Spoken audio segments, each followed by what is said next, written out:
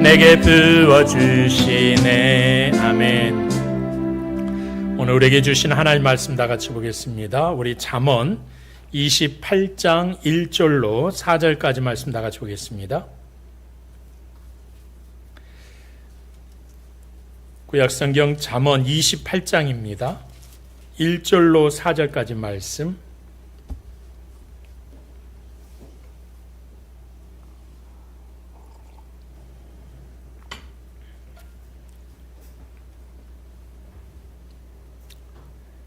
잠언 28장 1절로 4절, 제가 가지고 있는 성경은 구약성경 942쪽에 있습니다. 페이지 942쪽, 잠언 28장 1절로 4절까지 말씀. 우리 다 찾으셨으면 1절부터 우리 다 같이 합독하는 시간 갖겠습니다. 함께 읽습니다. 시작. 악인은 쫓아오는 자가 없어도 도망하나 의인은 사자같이 담대하니라. 나라는 죄가 있으면 주관자가 많아져도 명철과 지식 있는 사람으로 말미암아 장구하게 되느니라. 가난한 자를 학대하는 가난한 자는 곡식을 남기지 아니하는 포구 같으니라. 율법을 버린 자는 악인을 칭찬하나 율법을 지키는 자는 악인을 대적하느니라. 아멘. 이전에 저희가 히스기야의 신하들이 또 솔로몬의 잠언을 다시금 이렇게 이제 함께 모으면서 제2의 잠언집을 이렇게 편찬할 때 처음에 이 의도함에 대해서 함께 나누었던 적이 있어요. 잠언 25장 1절 말씀은 이것도 솔로몬의 잠언이요 유다왕 히스기야의 신하들이 편집한 것이다 라는 말씀을 함께 우리가 나누면서 그 말씀을 언급했는데, 그 시대적인 상황을 다시 한번 우리가 왜 그들이 그러면 이 잠언의 말씀을 다시 모아서 편집했을까 하는 그런 시대적인 상황에 대해서도 말씀 나누었지만, 우리 한번 다시 중간 점검으로 이 말씀을 나누게 되면 그들에게 있어서 어쨌든 간에 형제 나라였던 북왕국 이스라엘이 아수르에 의해서 이제 멸망을 당합니다. 그런 상황 가운데서 이 아수르의 위협은 거기서 끝나지 않죠. 다시 이제 남왕국을 위협하는 상황 가운데 내몰립니다. 그리고 남왕국의 성읍들을 하나 둘씩 점령해 가기 시작하죠. 사네립이 이끄는 아수르 대군은 남유다의 성읍들을 다 점령하면서 드디어 예루살렘 코앞까지 진격한 거죠. 성벽 밖에서는 이미 적군의 함성 소리가 너무나 크게 들리고요. 성벽 안에는 어땠을까요? 공포 그 자체 아니겠습니까? 다음엔 우리 차례겠구나 하는 것들이죠.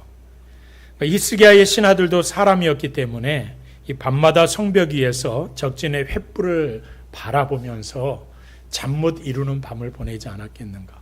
두려워하고 염려하고 근심하고 걱정하는 모든 것들이 그들의 삶을 지배하고 다스렸을 것이다 라는 생각을 해봅니다. 여러분 그들이 이제 모여서 무슨 전략을 했겠어요. 외교력을 펼쳐서 화친을 해서 우리가 조공을 좀 바친다고 하면서 이 위기를 극복해야 되는 게 맞지 않느냐. 아니다.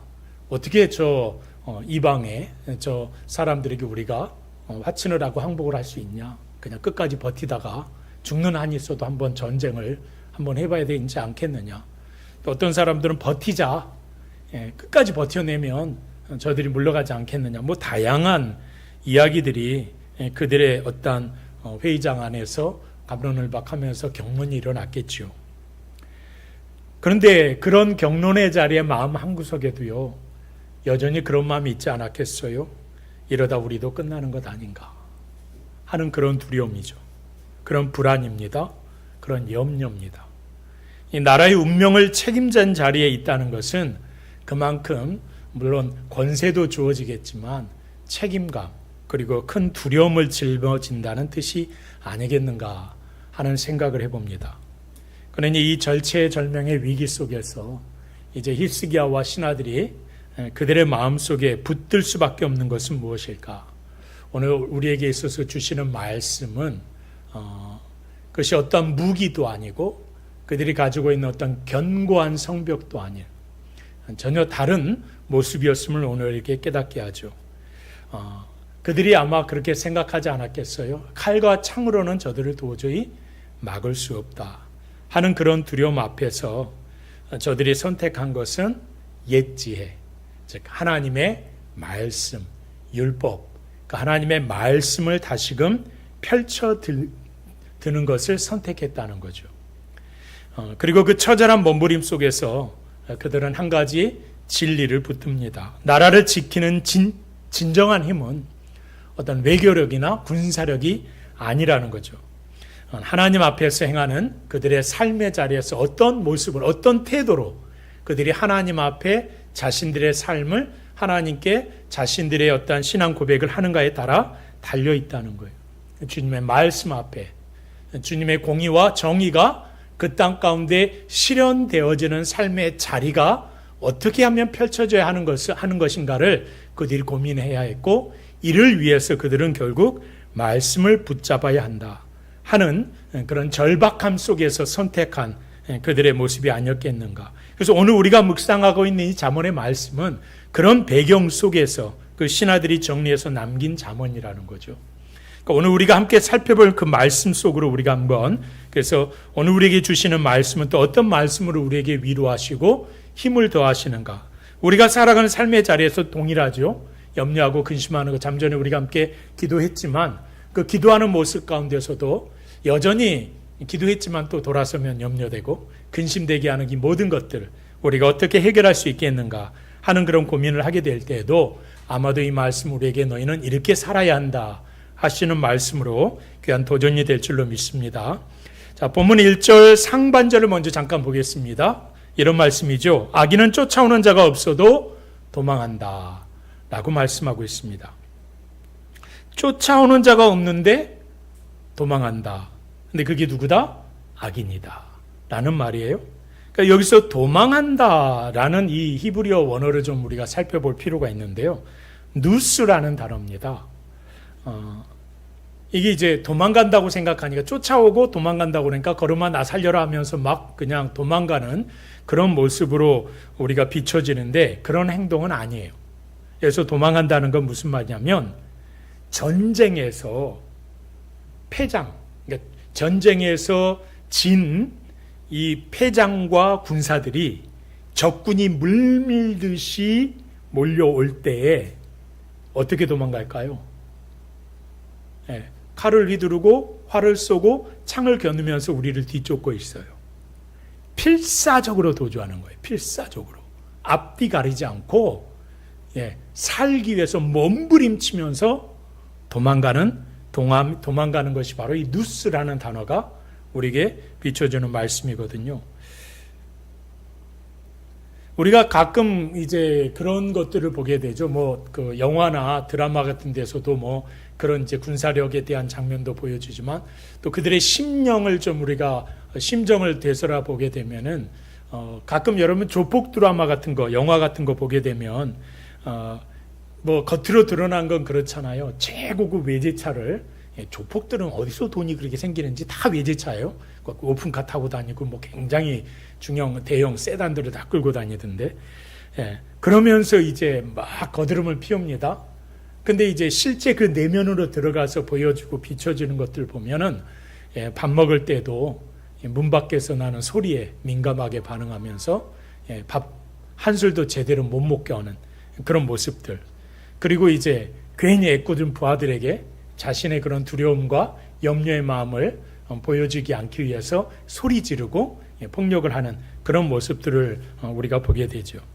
겉으로는 어쩌면 목에 힘을 줄지 모르겠어요. 속으로는 재발이 저려서 결코 행복하거나 안전하지 않은 그런 모습들입니다. 여러분, 전쟁터에 있는 군사들과 이 장수들도 마찬가지 아니겠습니까? 그곳에서 생명의 위협을 당하는 그 순간에 그들은 극심한 공포와 절망 가운데 그들의 심령이 완전히 지배당하지 않겠어요? 그러니까 여러분, 바로 이것이 죄인들이 살아가는 모든 삶의 자리에서 필연적으로 겪게 되는 영적인 노이로제라는 거죠. 그러니까 하나님께서는 인간을 창조하실 때 우리 안에 양심이라는, 비춰볼 수 있는 마치 CCTV와 같이 그 양심을 우리에게 설치해 두셨죠. 이 양심은 세상 누구도 모르는 나만의 아주 은밀한 부분까지도, 아니 그 좀 몰랐으면 좋겠는데, 그냥 지나가면 좋겠는데 하는 부분까지도 다 찍어요. 그걸 기억해 저장해 놓는단 말이죠. 사실상 그래서 우리 안에 끊임없이 불안과 염려와 근심의 사이렌이 계속해서 울리는 것이 인생의 모습들이 아니겠는가 하는 생각을 해봅니다. 도둑이 재발절인다는 말처럼 우리 안에 양심이 우리를 계속해서 찌르는 거죠. 그리고 지적합니다. 기소합니다. 마치 검사처럼 우리 자신을 끊임없이 법정에 세우고 결론은 항상 유죄 판결은 너는 죄인이야. 너는 죄인이야. 그런 모습들로 우리를 계속해서 근심하게 하고 압력을 넣죠. 그래서 이 말씀이 그렇게 다가오는 거예요. 악인은요, 어떤 의미다? 그 누구도 나를 쫓아오지 않는데 아무도 추격하지 않는 상황임에도 불구하고 혼자 벌벌벌벌 떨며 살아간다는 거예요. 그게 악인의 모습이라는 거죠. 여러분 17세기 후반에서 18세기 초반의 영국은요, 그 신앙의 순수성을 지키려고 하는 청교도들이 하나님 앞에서 엄청난 이제 국교와 영국 왕실로 복권되어져서 나타나면서 이 청교도들을 핍박하던 시기입니다. 그 격동의 시기에 묵묵히 성경 전체를 주의하면서 하나님의 말씀으로 성도들의 신앙을 세워가기 위해서 노력했던 한 신학자, 아마도 그 신학을 하는 모든 목사님들은 이분의 책을 반드시 한 번쯤은 읽어봤을 법한, 아니 한 권쯤은 가지고 있지 않겠나. 근데 이분이 이제 주석으로 대단히 유명해요. 매튜 헨리라는 목사님이에요.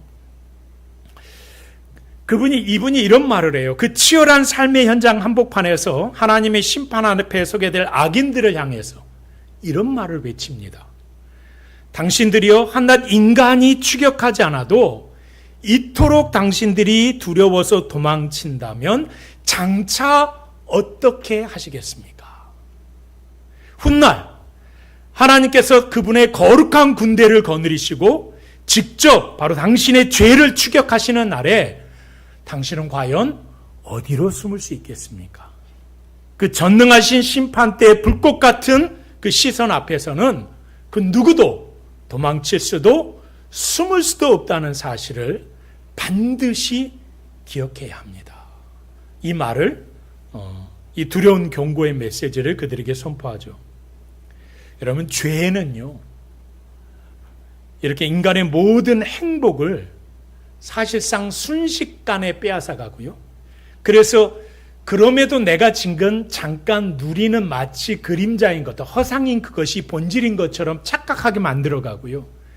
그래서 내 인생의 목적이 마치 그것을 향해서만, 물질을 향해서만, 권력을 향해서만, 내 삶의 행복감만을 위해서 쫓아가게끔 만드는 그런 습성이 있다는 거예요. 그런 모습으로 우리들을 유혹한다는 거예요.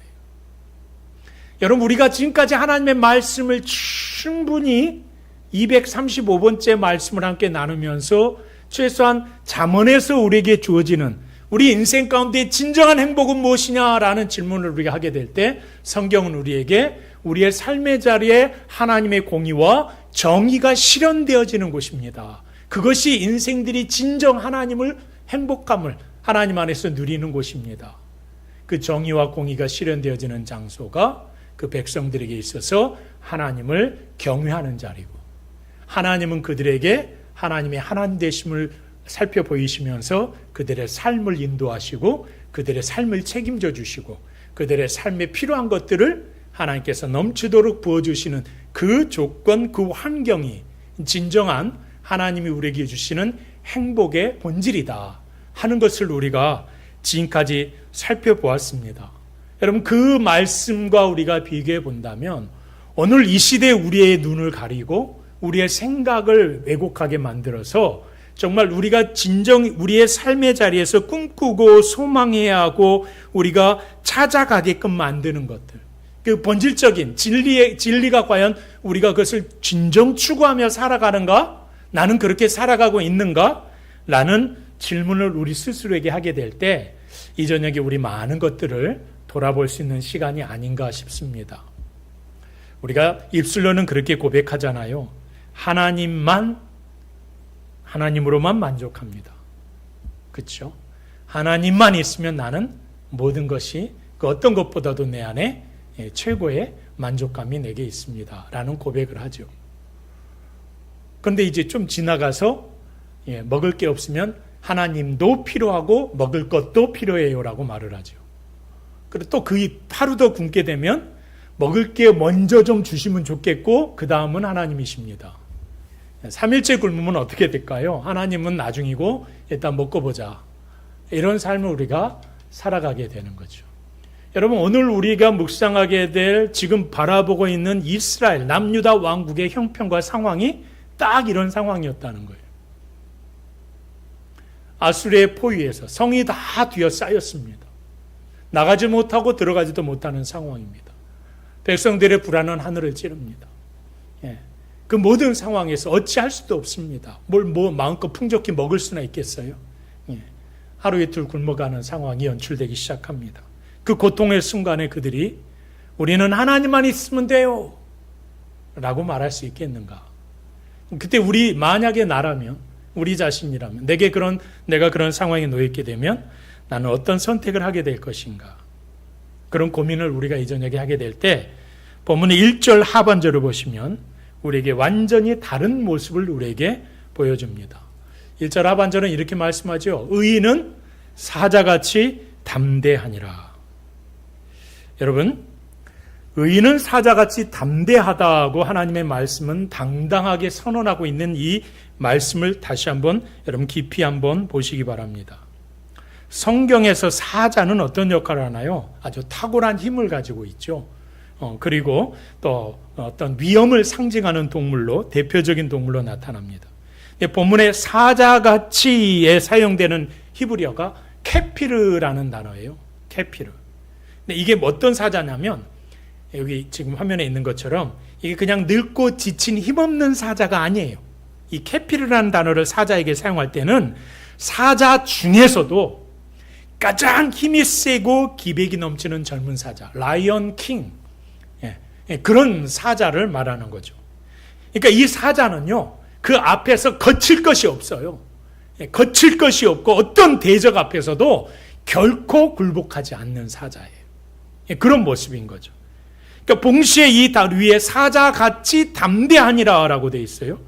담대하다는 원어 역시 아주 깊은 의미를 가지고 있는데 이 단어가 빠다흐라는 단어인데 이게 이제 담대하다, 그래서 겁을 내지 않는다 하는 정도가 아니라 그냥 겁을 내지 않는 그런 무모한 만용이 아니고 이 단어의 본래 의미는 뭐냐면요, 하나님을 신뢰하기 때문에, 하나님을 의지하기 때문에, 하나님을 철저히 의뢰하는 삶이기 때문에 본질적으로 그 내면에는요, 이게 100% 내 안에 채워져 있어서 단 0.1%의 염려나 근심이나 두려움이 존재하지 않는 상태를 말하는 거예요. 그게 오늘 사자같이 담대하다라고 말할 때 이 빠다흐라는 단어가 사용된 이유예요. 단 하나도 의심하지 않고, 단 한순간도 염려하지 않고, 단 한순간도 하나님을 신뢰하는 것을 저버리지 않는 상태. 그게 뭐예요? 빠다흐라는 단어예요. 사자같이 담대해라. 여러분 어때요? 오늘 이 저녁에 예배하러 나온 여러분 담대하십니까? 그럴 것 같았어요. 조금 자신이 없어요. 한쪽에 이만큼 남아있거든. 내가 담대하긴 한 것 같은데 그래도 고민되는데요. 이거는 해결 안 될 것 같은데, 이건 하나님이 내가 기도해도 안 해주시는데, 한참 고민되는데요. 좀 생각 좀 해볼게요. 다양한 하나님을 철저히 신뢰하는 마음. 성경은 오늘 그런 삶을 우리의 삶의 자리에서 살아가야 한다라고 우리에게 말씀하고 계시는 거죠. 여러분, 의인에게 있어서 담대함이라는 건요, 뭔가를 쥐어짜고 짜서 드러내는 용맹함이 아니에요. 그거는 의인 자체로서 담대한 거예요. 여러분, 조선시대였다면 우리가 왕자요 공주 아닙니까? 그렇죠?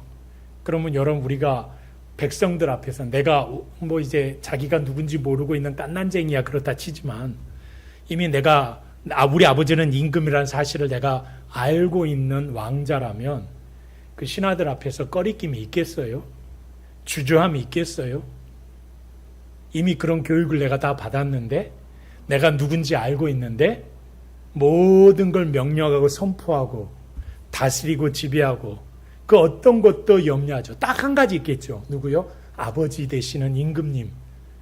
우리에게 있어서 아버지 되시는 하나님이 조금, 어이구 아버지 이런 거 있지. 세상을 향하여 여러분 그 어떠한 염려와 근심이 있겠습니까?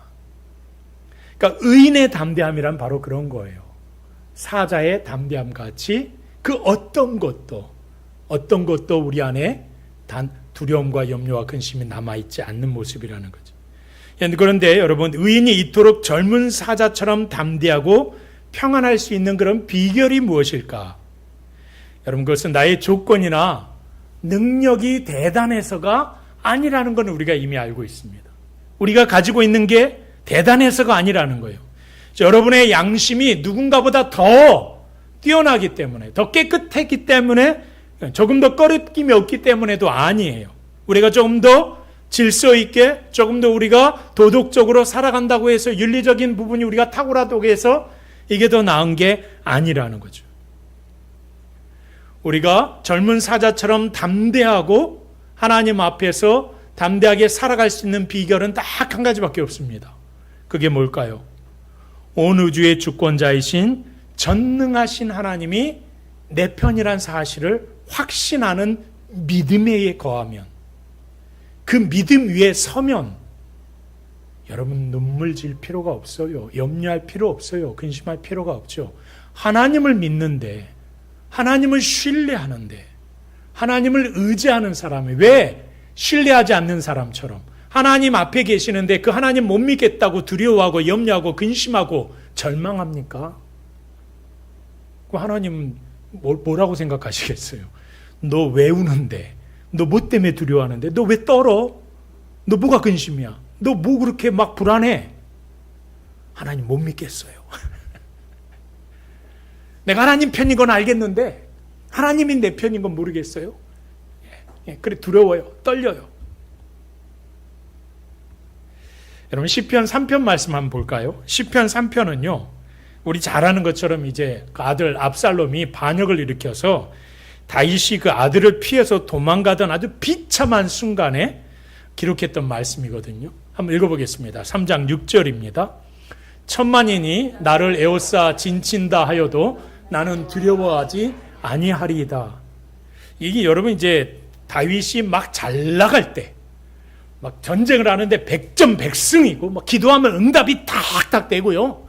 하나님이 그의 삶을 그냥 평탄하게 쫙 이끌어 주신 그 순간에 이미 뭐 국방력도 뭐 가장 그도의 근동안에서 강력한 상황에 놓여있게 될 때 이 모든 것을 바라보면서 야 천만인이 우리 한번 에워싸봐라. 내가 눈 하나 깜짝하나.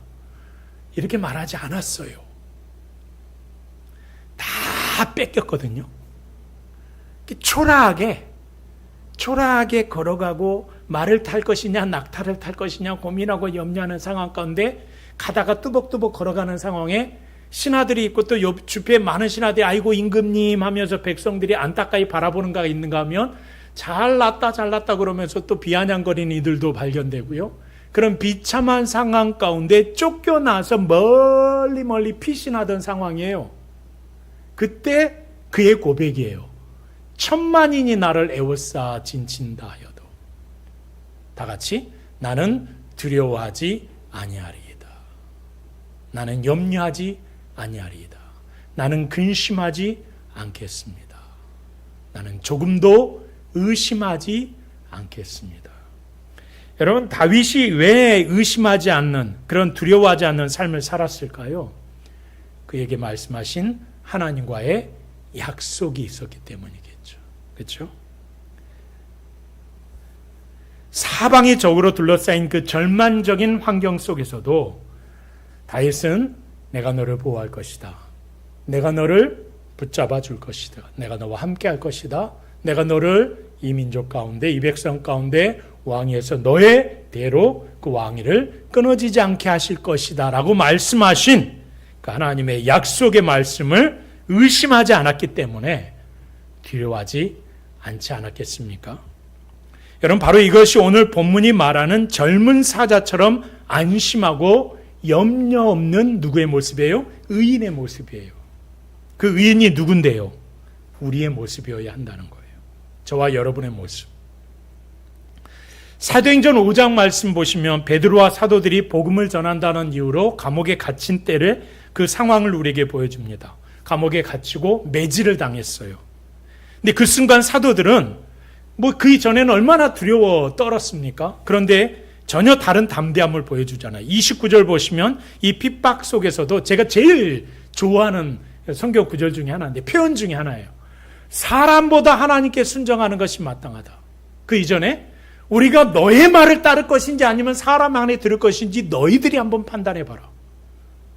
우리는 하나님의 말씀을 따를 수밖에 없다. 라는 결단을 내리지 않습니까?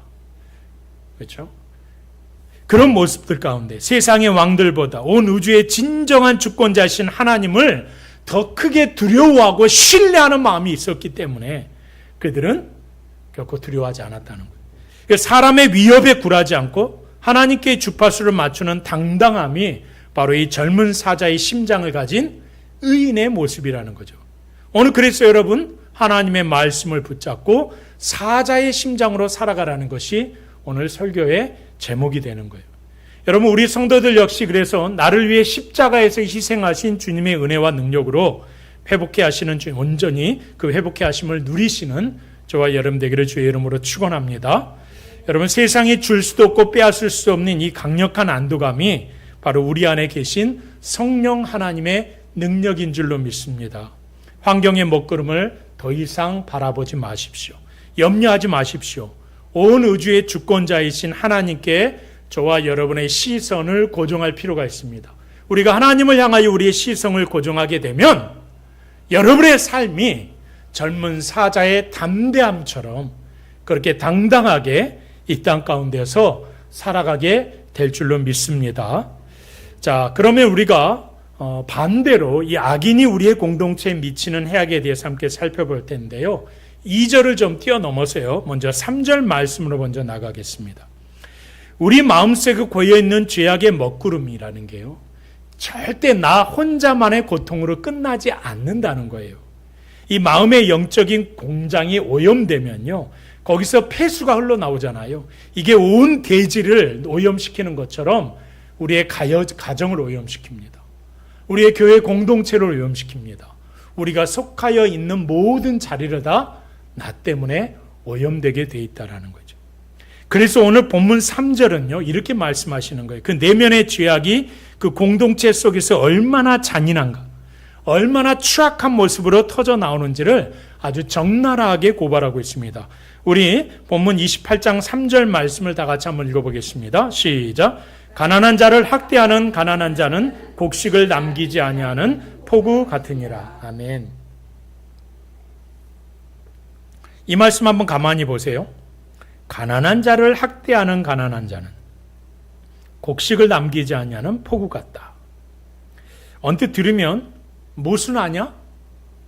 라고 우리가 생각할 수 있는 말이 단어가 반복되고 있어요. 보통 여러분 우리는 그런 거죠. 같은 처지에 있으면 아이고 그래 나도 그랬으니까 나도 이러니까 저 사람도 그러겠거니 하는 그런 마음에 우리가 이신점심의 마음이 있을 텐데, 근데 그렇게 서로를 가장 이해하고 동정할 수 있는 위치에 서 있는 게 같은 위치에 있는 사람들인, 오늘 본문에서는 어떤 사람들이에요? 가난한 사람들이라고 그래요. 가난이라는 것은 뼈아픈 서러움과 눈물을 몸소 겪어본 사람들이라면 당연히 주변의 가난한 이웃을 바라볼 때 따뜻하게 품어주지 않겠는가? 그들을 더욱더 함께 손이라도 한 번 더 내밀어줘서 붙잡아주지 않겠는가? 그것이 마땅하지 않을까라는 생각을 우리가 하게 되는데, 오늘 성경은 그런데 그렇지 않다라고 말씀하고 계시는 거예요.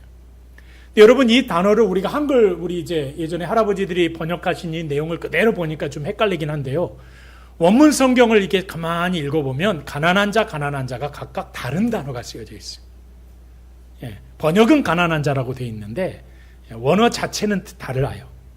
앞에서 언급된 가난한 자는요, 여러분이 아는 가난함이 맞아요. 약하고 낮고 가난한 그런 의미로서 물질의 결핍, 돈이 없는 궁핍한 삶을 살아갈 때, 사회적으로도 전혀 힘이 없는 사람을 말할 때 이 가난함이란 단어가 사용됩니다. 그런데요, 뒤에 있는 가난한 자라는 말은요, 이 합성어예요, 사실은. 이 단어가. 하나의 단어가 아니로. 학대하는 가난한 자라는 말이 어떤 의미냐면, 깨베라쉬라는 단어인데, 앞에 있는 깨베르는 단어는요, 강력한 힘을 가진이에요. 강력한 힘을 가진, 절정에 있는 아주 강한 남자를 뜻하는 단어입니다. 라시라는 단어는요, 물질적으로 궁핍한 상태를 묘사하는 그냥 평범한 단어예요. 근데 이 두 단어가 합쳐졌네요. 그러니까 이 사람은 어떤 사람이에요? 물질적으로는 여유가 없어요. 가난한 사람 맞아요. 그런데 어떤 이유에서인지 이 사람이 권력을 갖게 됐어요. 힘을 갖게 됐단 말이에요. 힘을 갖게 되니까 그 권력을 두 손에 쥐게 되니까 어떤 일이 벌어져요? 개구리 올챙이적 생각 못하고요.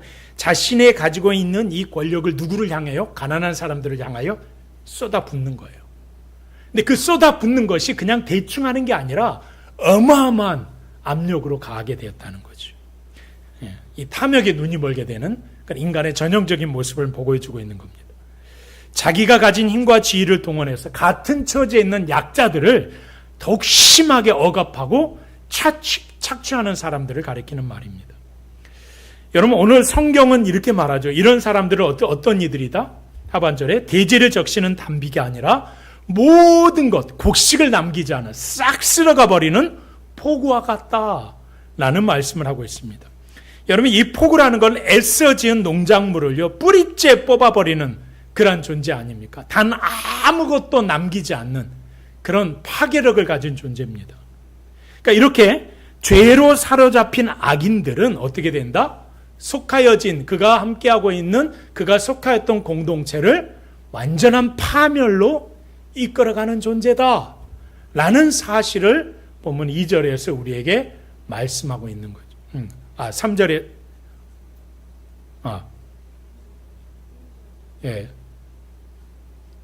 3절 상반절에서 말씀하고 있는 겁니다. 자, 그러면 이제 우리가 잠시 건너뛰었던 2절의 말씀을 잠깐 한번 보겠습니다. 국가의 운명도요, 아주 동일한, 이와 같이 동일한 영적인 원리를 따르게 됩니다. 우리가 보지 않았던 2절을 함께 볼 텐데요. 먼저 상반절을 함께 볼까요? 나라는 죄가 있으면 주관자가 많아져도 라는 말씀을 합니다. 그러니까 나라가 죄가 있으면 주관자가 많아진다. 그러니까 이게 무슨 의미일까?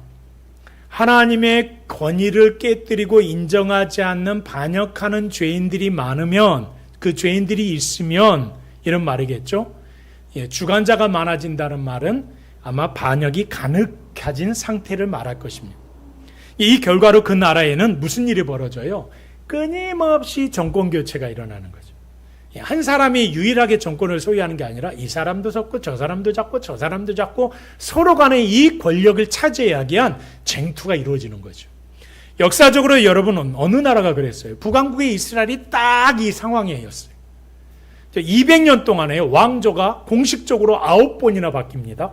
그런데 아버지가 아들에게, 아들이 그 아들에게 물려준 게 아니에요. 전혀 엉뚱한 존재들이 서로 쿠데타 일으키고요. 정권을 찬탈하면서 죽이는 그런 아주 피 흘리는 그런 잔혹한 내전이 일어나면서 이 정권이 바뀌기 시작하는 거예요. 무려 9번이나 200년 동안에. 여러분, 그동안의 공의와 정의는 완전히 사라지고 그 나라와 경제는 완전히 파탄의 지경에 이르게 되는 거죠. 그래서 본문 말씀은 죄악이 가득하면 뭐예요? 공동체 안에 대장 노릇하려는 자들만 많아지게 된다. 이런 말씀을 하시는 거죠. 근데 대조적으로 그 하반절, 2절 하반절은 뭐라고 말씀합니까? 전혀 다른 모습을 우리에게 말씀하잖아요. 명철과 지식 있는 사람으로 말미암아 나라는 장구하게 된다라고 말합니다. 여러분, 여기서 장구하게 된다는 말은요, 그 공동체의 공의와 정의. 그러니까 성경을 보면요, 하나님께서 이스라엘 공동체 안에 세우시길 원하는 게 있었어요. 그게 공의와 정의예요.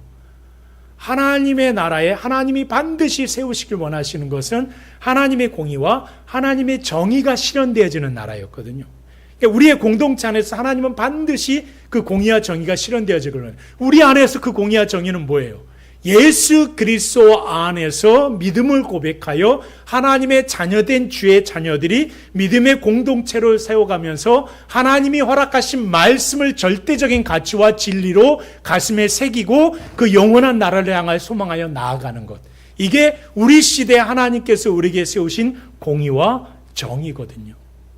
구약 이스라엘 백성들에게는요, 딱 한마디예요. 한 정의. 너희는 나의 백성이고 나는 너희의 하나님이다. 내가 너희를 선택한 것은 너희의 하나님이 되기 위해서 내가 너희를 선택했다. 그러니 뭐해라? 너희는 내 말을 들으라. 내 말을 따르라.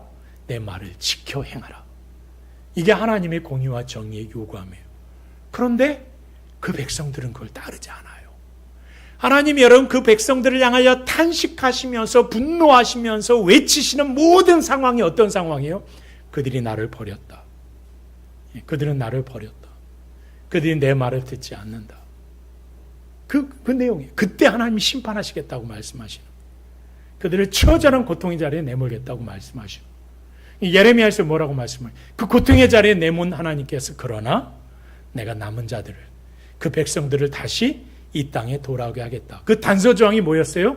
내 말을 듣고 따르고 신뢰하며. 그 삶에 그 남은 사람들이 뭐 다 파괴된 그 자리에 뭐가 있겠습니까? 근데 그 자리에서 하나님의 공의를, 하나님의 정의를 실현하게 된다면 내가 그들을 영원히 그곳에 세울 것이다. 이게 하나님의 약속의 말씀 아니에요. 그게 장구하게 된다는 말씀이에요. 하나님을 경외하는 의인 한 사람을 통해서 그 나라가 든든히 서가 나갈 수 있다는 말씀을 하고 계시는 거죠. 성경의 역사 속에서 여러분 우리는 사무엘 한 명을 통해서 이 블레셋의 위협 가운데서 온 이스라엘 안에 평화와 질서가 회복되었던 사건들을 우리는 기억합니다.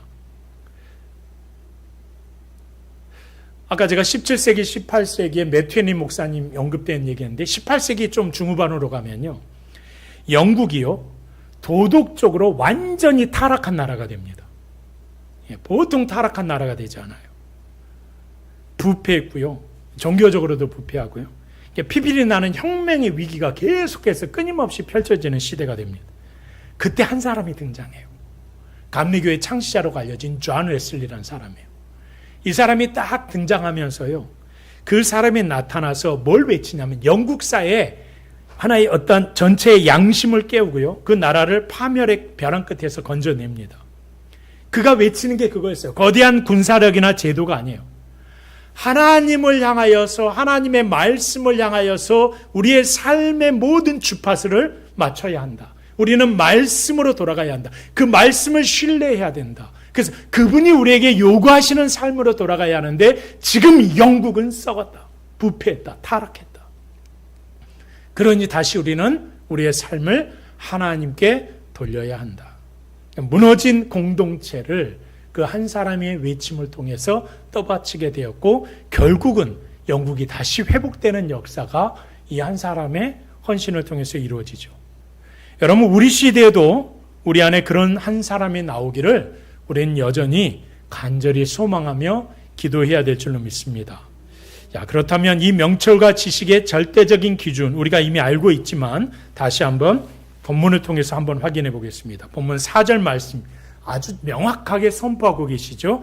4절 한번 다 같이 읽어보겠습니다. 시작. 율법을 버린 자는 악인을 칭찬하나 율법을 지키는 자는 악인을 대적하느니라. 아멘.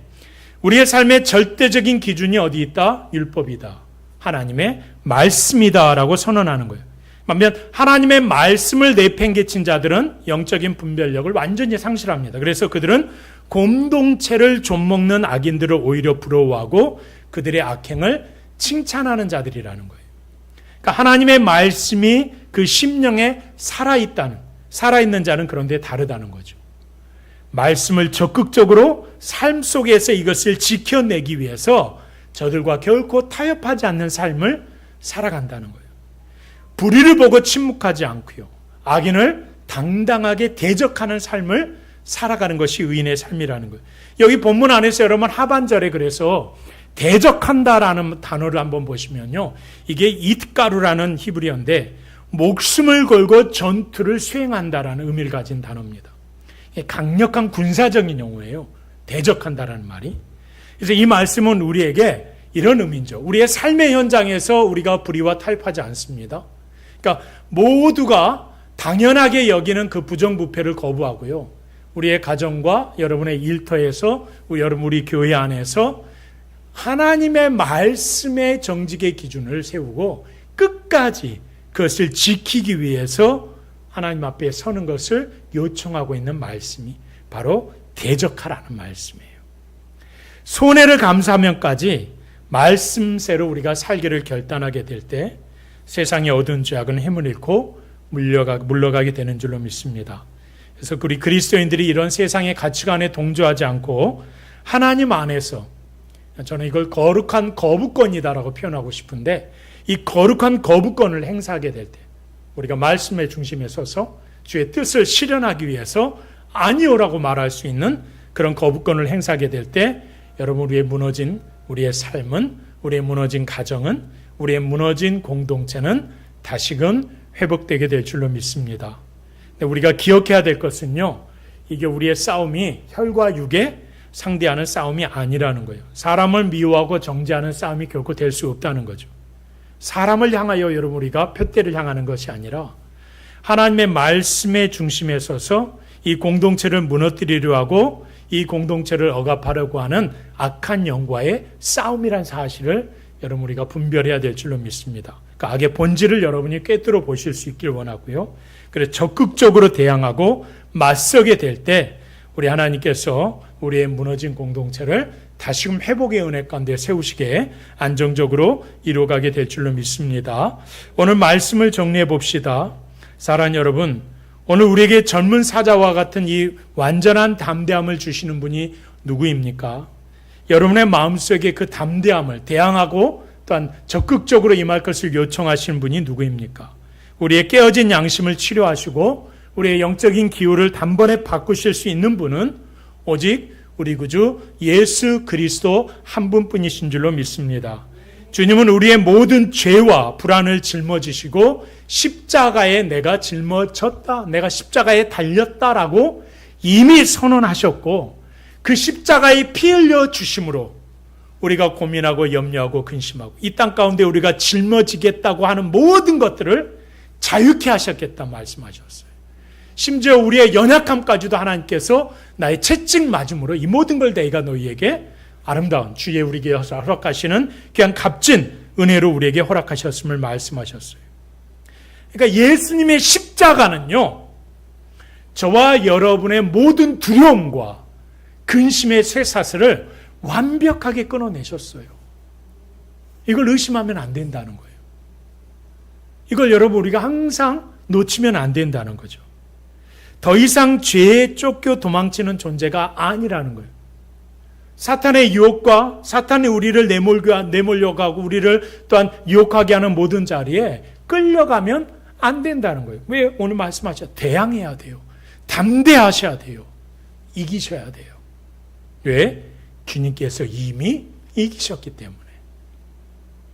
그래서 여러분, 내 생각과 세상의 환경을 바라보면서 불안에 떨고 두려워하는 그런 자리에서 더 이상 머물지 마시기 바랍니다. 과감하게 일어나셔야 돼요.